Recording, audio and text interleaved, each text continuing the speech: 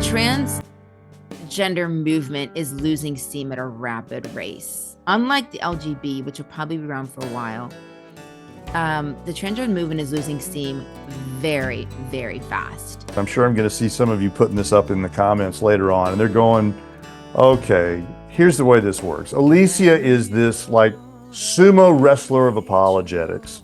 My goal in every conversation is not to change a person's lifestyle. I don't find it helpful. I think my goal is always to help connect somebody to Jesus, and the Holy Spirit is much better at changing lifestyle than Alycia is. I do think Christians overall have a tendency to force Christian morality on non-Christians. And in a way that doesn't generally produce, it's not helpful, right? Jesus doesn't do this. Hello everyone, Dennis Allen with the Disciple Dilemma.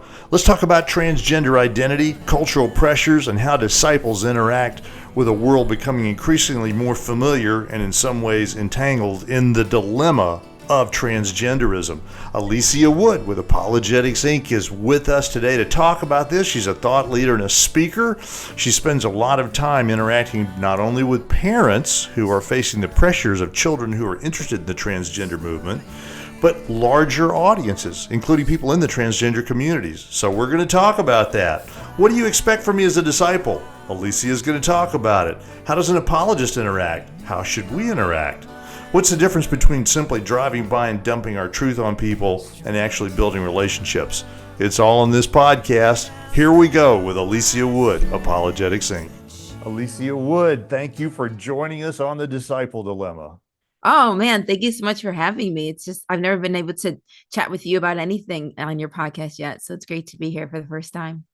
Well, I'm thrilled about the work that you're doing, which I think originates kind of in the southeastern U.S. with a crowd we call Apologetics Inc. So how about giving us a couple of moments just so we can appease the bosses about what that is?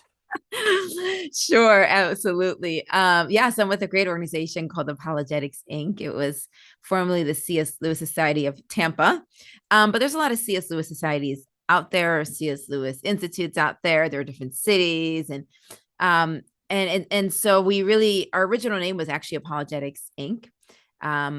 So we actually just kind of went back to our original name. We were kind of doing business as C.S. Lewis Society for the last, 20, 30 years, whatever it was. So and it's great. Apologetics, our website's apologetics.org. So it lines up perfectly. It's super easy to find us. And what really our big focus is really helping Christians to really just be able to understand like where the culture's at, feel confident in their faith, despite all the various issues that are going on, the various challenges to the biblical faith, but also helping people in the culture that really are just thinking they don't even want to engage with Christianity to realize that there's something to it. And it's actually not just that it's true, but it's something that you actually want to be true.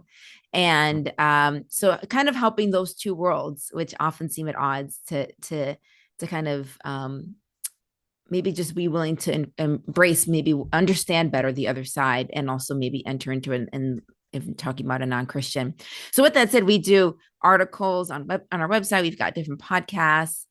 We speak all around everywhere, all around the world. And so that's what we do.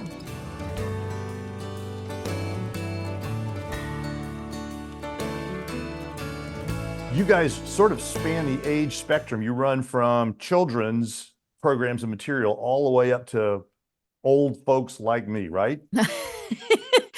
Yeah, so we speak to any audience age. I mean, and that's, I think, important. And the questions are different. A lot of times people think, if you do kids, it must be easy. No, kids are actually hard, because kids actually ask you questions. You're like, I haven't thought about that in 30 years. Like, they ask some stuff that you're like, wow, that's a really question. So yeah, in terms of when we're speaking, we do any kind of age, any audience, Christians, non-Christians, former Christians, skeptics, whatever it might be, different religions. And then we do have some material actually for our teenagers and early college age called our 7x7 home discipleship youth program, which is really important. I mean, you have a whole podcast here focused on discipleship. And I think it's something that oftentimes we miss in the church. And, in terms of really growing people.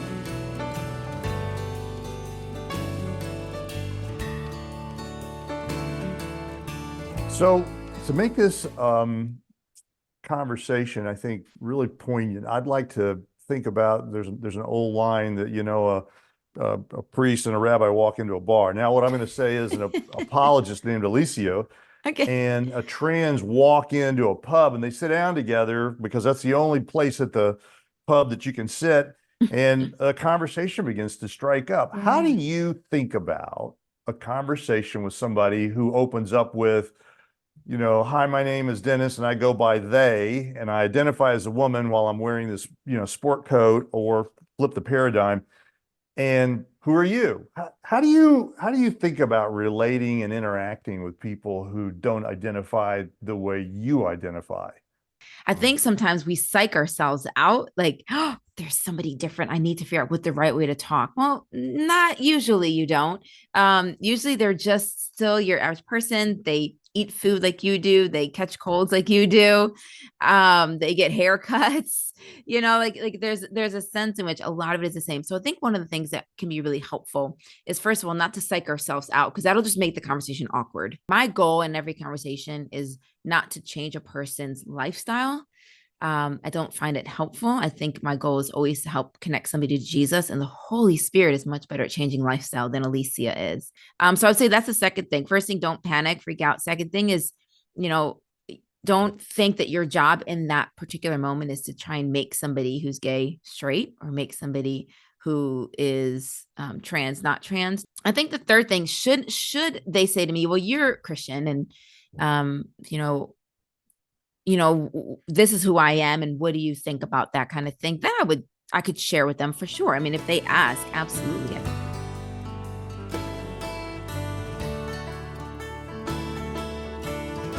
The transgender community can often become very sensitive to what they would call stereotyping, pigeonholing, appropriating, and that sort of thing. So, for the folks who are listening today, one of the things that I think I'm hearing you bring up is it's really important to build an interactive relationship with them that's not necessarily based on a moral premise first, because they can't hear through a moral lens at first. If I start talking to them about doctrines of sin, doctrines of atonement, most people look at you with kind of a glazed over look. Versus, if I'm hearing you right in this, Alycia, the idea is get the conversation going so that we can learn the story of this person that's sitting with us. Is that kind of the direction you're going in with this? Focus on, how do I continue this conversation and keep it going even past the, priest and rabbi walk into a bar? Like, how can we even continue this as a friendship? The more I can understand about what a transgender person is dealing with and their struggles, that's going to help me better know how to engage in conversation with them. And that's through getting to know them.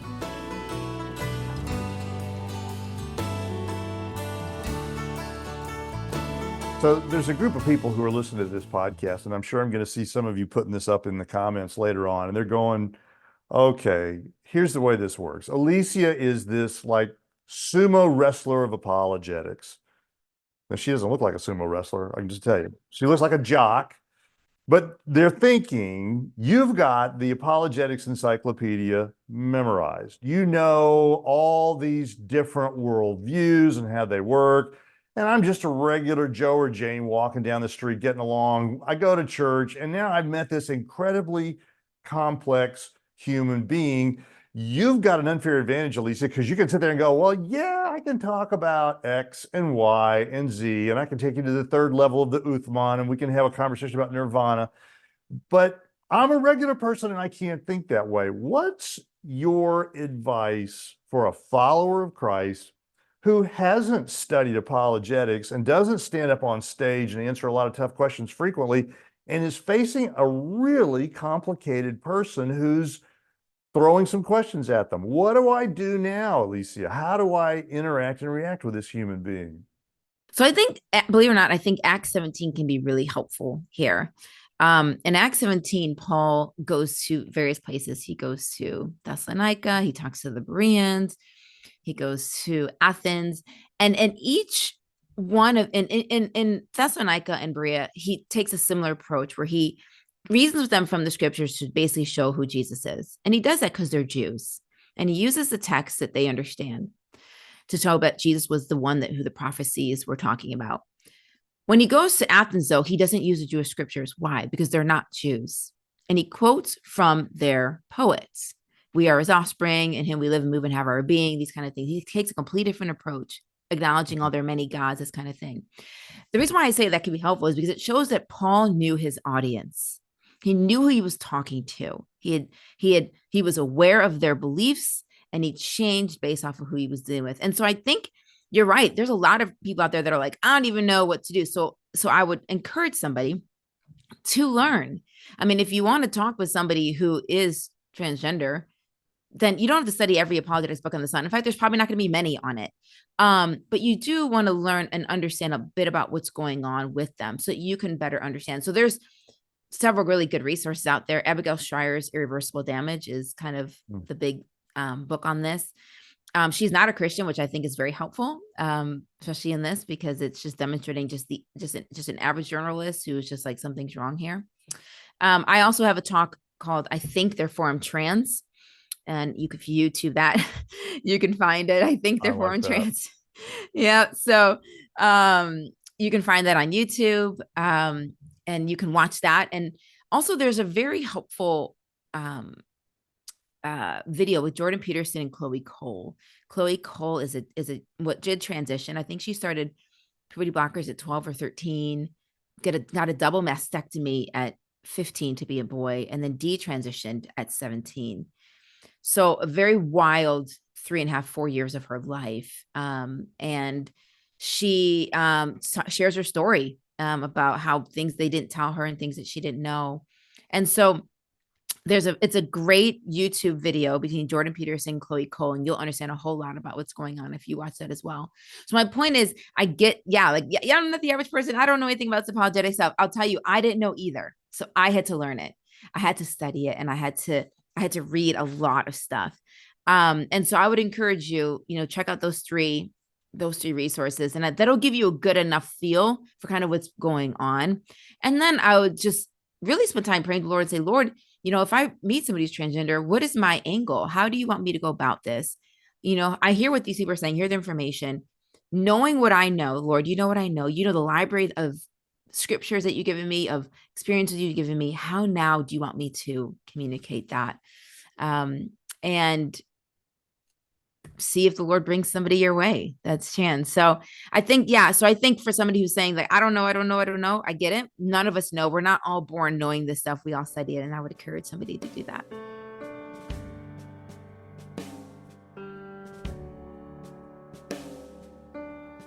I think a lot about the what I call the drive-by Christian experience, right? It's like, I just want to swing by, dump some truth on this person, have them kind of get their life together, and then I can get on back to whatever it was I was doing, the grocery store, or heading, out to the track to run or whatever.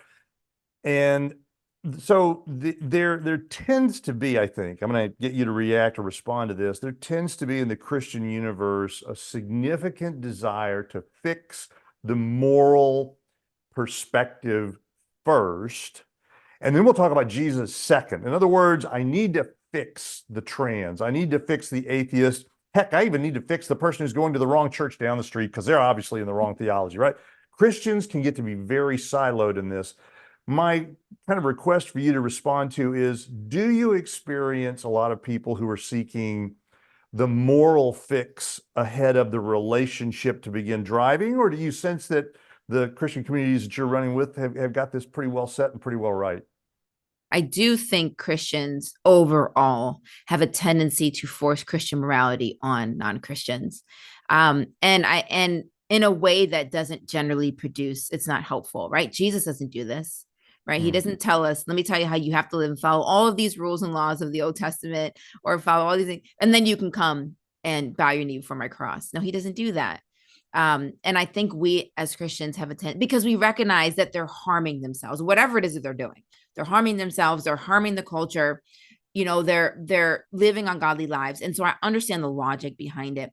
The problem is when you try and make people live like Christ before they like Christ, they end up never liking Christ, because it becomes about forced compulsion. It becomes he only cares about me for the things that I do, right? He only likes me if I do what he wants. That is Islam. That is Allah, where you've got to do a bunch of right things to be accepted. Christianity teaches a very different message. It is in your sinfulness and brokenness that Christ dies for us. That's what Romans 5:8 tells us. That Jesus dies for us while we were sinners, while we hated him, while we didn't like him. It's a completely different thing. And we cannot flip that in the script. We get that out of order. We can't flip it on its head. There's an intentionality behind this because the Lord knows that the best way to change somebody isn't by us. It isn't by us. He's got it. He's got it. And so I think that is, I think we made that colossal mistake with the LGB, lesbian, gay, bi community in the 80s and 90s. And it didn't work, didn't? Look at it now. So why would we do the same thing again? Why would we fall into that same trap again? And so, yeah, I really think that certain groups do have that tendency, and it's really done, I think, while meeting, right? You're hurting yourselves. Let me tell you the truth. Let me, save you from this thing that's going to happen to you. And I recognize all that. We just have to recognize that we're not all that effective, which is why the Bible says the Holy Spirit works in us both to will and to do for his good pleasure. We need God's help to be good. We need God's help to live as Christ wants us to live. One of the things that I'm thankful for in this whole transgender conversation is that the loudest voices are not the Christians. It's just, and I'm just thankful for that because it's one less. I mean, they the culture is already at war with Christianity, but it's just nice for once to not be the main warriors on this. And the reason being is because the transgender movement is losing steam at a rapid race. Unlike the LGB, which will probably be around for a while, the transgender movement is losing steam very, very fast. And now that's going to be a big statement for a lot of people to hear. So we have a prophet who has said, I'm looking ahead. And it looks like, so this is a great conversation piece right here. Why do you say that, Alycia? Why do you think that the steam's coming out of the engine here? Yeah, because I think number one, there are so many people, first of all, who are like, we cannot do this to children. They do not we are basically, you have to understand the steps are put puberty blockers on children at a very young age. When you go to your parents and say, look, I think I'll use me as an example. I'm a girl. So I'm a boy. I believe I'm a boy. I want my name to be changed. I want to be a boy. The parents freak out. I don't know what to do. They send you to a therapist. After one, maybe two, if you're lucky, visits, they're going to send you to endocrinologist who's going to put you on puberty blockers. Because basically all the therapist does is say, do you, tell me about what you're here for and you feel like you're a boy? Okay, well, here's your next step. They don't really look at any underlying issues, mental health issues, which are almost always there. Autism, ADHD, depression, anxiety, autogynephilia if you're an adult. I mean, there's all these kind of things that are usually there. They don't look at any of that as therapists or psychologists. They send you for puberty blockers, and that stops your puberty. And then after a certain period of time on that, you go on estrogen or testosterone. And then the next step would be surgery. So what we're finding is that these kids that go on puberty blockers at young age, there's all these side effects to puberty blockers. And, infertility is just one of the many different things, sexual dysfunction and all kind of issues. But we're finding is that what the kids at 11 or 12 don't understand is all of that stuff because they're 11 and 12 and 13. And so what's happening is they're now, after several years of going through puberty blockers and maybe estrogen or testosterone or whatever, now they're like 19, 20, 21, and they're realizing, oh my goodness, I'm not any better. Like, I still don't like myself. I'm still sad. I'm still upset. And I've completely destroyed my body. So the fact that we're not the forerunners on this, I think works for a massive advantage. Let's for once, be the place that somebody can come to find hope and love.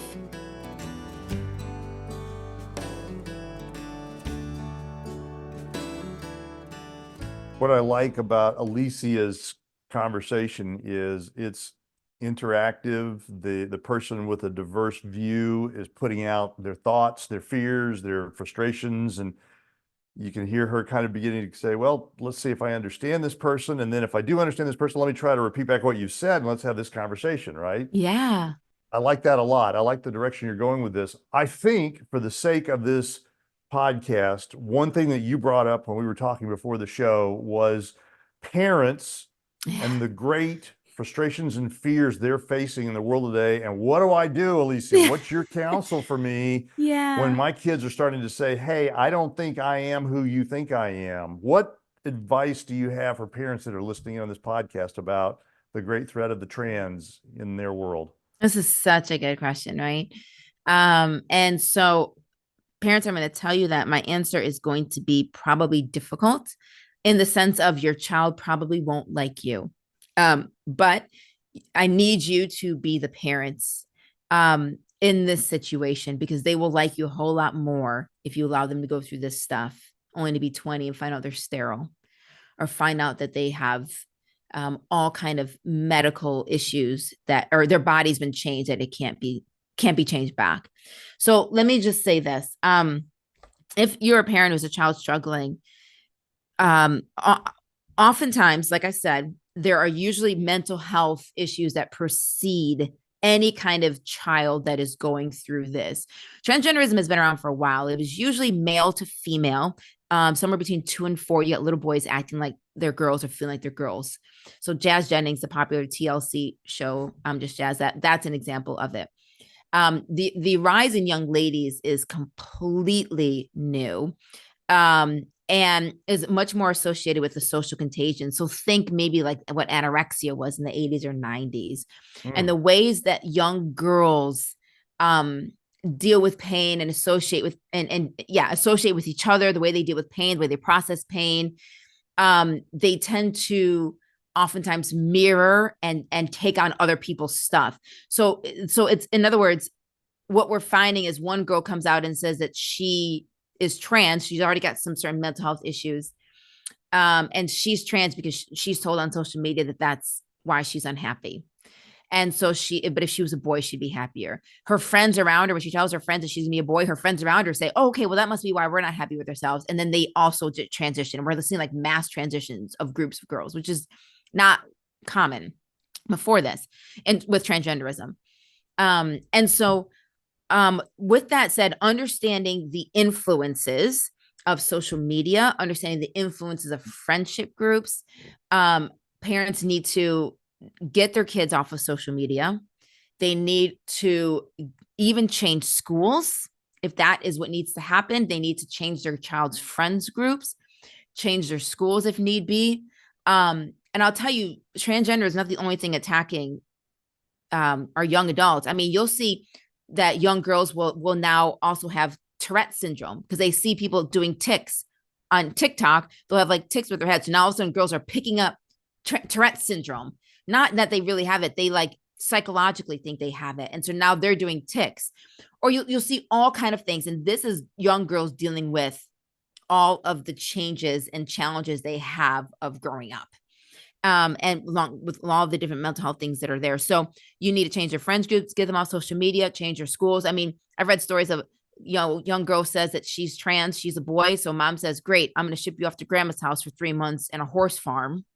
Goes out there, all of a sudden, she doesn't feel like she's a boy anymore. Yeah. Right. I mean, it is that simple. Changing the environment is huge. So number 2, do not let your child be the adult decision maker. This is a time that you are going to have to fight for your child. Do not put them on any puberty blockers, cross-sex hormones, any of this stuff. The damage is there. There's stories of 15-year-old girls having osteoporosis because of the drugs that they're on, because of the bone thinning and problems that these drugs cause. You have to understand that when they take these drugs, it's permanent. So many of the changes. Young girl takes testosterone, her voice changes after 2 to 3 months, 3 to 4 months. Her facial hair starts to grow, even a receding hairline, maybe even premature baldness.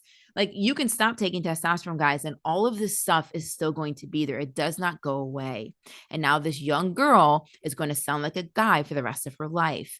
Like, do not put her on anything. They have long-term effects that are not reversible. And so I would say that be the adult, change up their environment, deal with their mental health issues, whatever it may be. And sometimes life is hard. Sometimes I think, there's another book coming out, another book. Abigail Schreier's latest book is on bad therapy. But her concern is that maybe we've gotten therapy wrong. Time Magazine came out with an article last year, Therapy Won't Save Us. And basically what they're realizing is that more people are getting therapy than before. We're on more medications than before. We've destigmatized therapy and mental illness, and yet more and more people are sick mentally. What's going on? And I wonder if, one of the things that Time Magazine raises, there is misdiagnoses. Sometimes life can just be sad. It doesn't mean you're depressed. It just means you're sad. And this particular season in life could just be a sad season. If you've gone through divorce and you're sad, that's normal.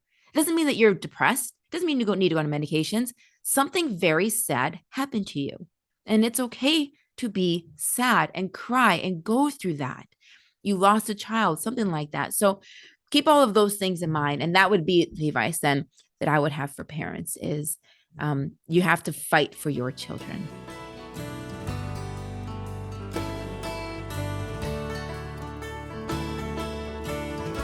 So if folks want to creep your world, track down some resources, learn a little bit more about what's going on, where do we find you, Alycia? Yeah, sure. You can go to apologetics.org and you'll see an article I wrote there on intersex, explaining what intersex is. Intersex are not people, both male and female. These are just biological conditions when something doesn't form what we would say typical in reproduction. And that's what intersex is. And so you can read that article there. You can find me on Twitter and Facebook. It's Alycia Wood 88. So the numbers 88, both there's a public Facebook page and also Twitter. And feel free to invite me to come speak at any of the things that you're doing. I'd be happy to meet you and talk to you. And so, yeah, you'll kind of see me around in those kind of ways. Where's your next public venue where folks wanted to come see and listen? Where would they go? Well, that's a good question. So I'll be at Kingdom Bound, which is it's a music festival up near Buffalo, New York at a Six Flags, Six Flags Darien Lake. So I'll be there this year. So that is a very public venue because it's a music festival, goes several days. And so if anybody's in the upstate New York area or even Canada, Toronto, Ohio, Pennsylvania, come see it, come to Kingdom Bound. I don't know what my top topics are yet, but last year I did speak on transgenderism. I might do that again this year. So we'll have to see. But yeah, I think that's the next one. That's in July. Yeah. And the last ambush question for you is favorite movie in mind recently. What's your favorite movie lately in mind? And you're not going to say Barbie. I know that. Oh, Although I like Barbie. I actually thought Barbie was kind of an interesting movie. It was, I was forced at gunpoint by my daughter to watch it with her. Okay, fine. Then you're okay. You're in the clear. My problem is I went and saw Barbie and Oppenheimer on $4 movie day, like National Movie Day, where movies like $4. So I was like, I'm only going to spend $4 on Barbie. That was a long day. It was a long day. So I went from Barbie to Oppenheimer. So I guess I would say Oppenheimer was very good. I had to turn my eyes away. For those of you who haven't seen it, certain parts, I think certain parts were just not appropriate, but did turn my eyes away at certain parts, which I'm used to doing at this point. It is 2024 and you have to do that in all kind of TV shows and things. But I think that was a brilliant movie in so many ways. So I think that would, but keep in mind, I really don't see movies very often. I don't. So that's like my one time a year that I'll go see a movie. But yeah. Wow. Alycia Wood, Apologetics Inc. Thanks for joining us today on The Disciple Dilemma. Thank you, Dennis, for having me. Appreciate it. Thank you all for listening. Would you help the church think more about discipleship? Would you help us get the conversation started to talk about the biblical discipleship Jesus gave us?